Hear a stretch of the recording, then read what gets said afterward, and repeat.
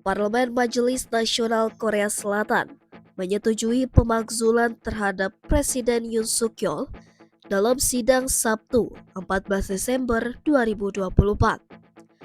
Sebanyak 204 anggota parlemen mendukung pemakzulan Yoon melawan 85 yang menolak. Selain itu, 8 suara tak sah dan 3 lainnya tak hadir dalam sidang. Sidang yang mengagendakan pemungutan suara untuk memakzulkan Yoon bisa digelar karena memenuhi quorum, yakni setidaknya 200 dari total 300 anggota Majelis Nasional. Ini merupakan sidang kedua setelah pada Sabtu pekan lalu gagal karena tak memenuhi quorum. Saat itu sebagian besar anggota partai berkuasa yang mengusung Yoon, Partai Kekuatan Rakyat atau PPP, memboikot jalannya sidang.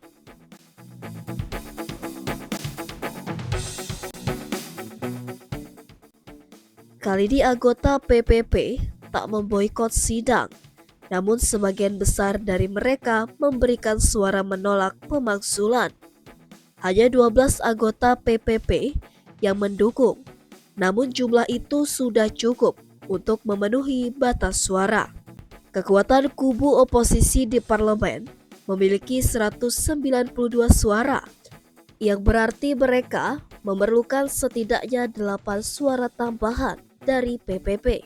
Kenapa warga Korsel tuntut pemakzulan presidennya?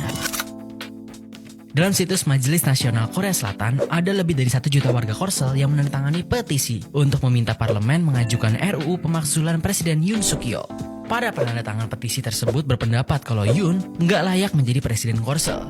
Kenapa warga Korsel sampai tuntut pemakzulan ini? Sebenarnya ada beberapa alasan kenapa warga Korsel meminta pemakzulan ini dilakukan, yaitu yang pertama, Yoon meningkatkan risiko perang dengan Korea Utara karena berbagai kebijakannya, apalagi pada 19 September lalu Korsel sempat melakukan pembatalan perjanjian militer antar Korea. Yang kedua, Yoon malah menghapus pajak orang kaya saat perekonomian negara yang ambruk dan dilanda suku bunga tinggi dan nilai tukar tinggi. Yang ketiga, kebijakan atasi resesi seks nggak efektif karena berbagai kebijakan dan bantuan yang diberikan pemerintah tidak membantu masyarakat Korsel. Yoon juga malah menyalahkan gerakan feminis dari rendahnya angka kelahiran Korsel. Yang keempat, istri Yoon terlibat gratifikasi di mana istrinya menerima tas mewah Dior dari pastor seharga 35 juta rupiah dan diakui oleh Yoon. Dan yang terakhir, warga Korsel protes kebijakan lemah Yoon dari pembuangan limbah nuklir Fukushima, Jepang, di mana Yoon malah terang-terangan pamer makan makanan laut saat warganya cemas. By the way, petisi tersebut disebut memperoleh rata-rata 100.000 tanda tangan setiap harinya selama kurang lebih 10 hari setelah diunggah pada 24 Juni. Partai Demokratik Korea yang menjadi oposisi Presiden Korsel mendukung petisi ini dan menyebut kalau jumlah tanda tangan yang besar ini menjadi jawaban pandangan publik yang buruk terhadap sang presiden.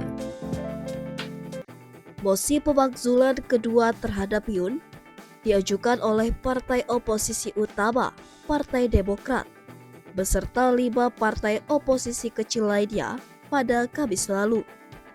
Dalam mosi itu, mereka menuduh Yoon melanggar konstitusi dan UU lainnya karena menerapkan status darurat militer pada 3 Desember lalu.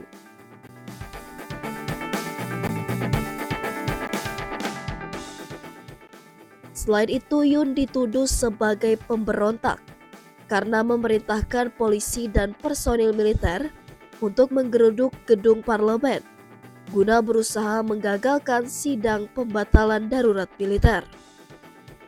Status itu dicabut oleh Yoon 6 jam kemudian atau pada Rabu 4 Desember 2024 pagi setelah parlemen membatalkannya karena cacat hukum. Namun proses pemakzulan belum selesai di parlemen. Bola panas akan bergulir ke Mahkamah Konstitusi yang akan memutuskan apakah menerima atau menolak hasil di parlemen.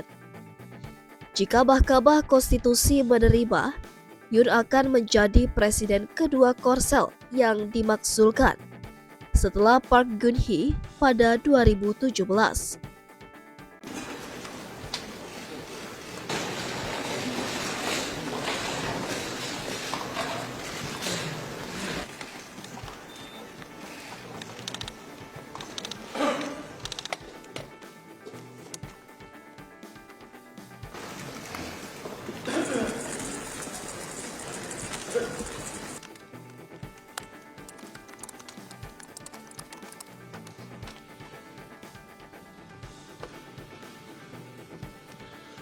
투표 결과를 말씀드리겠습니다.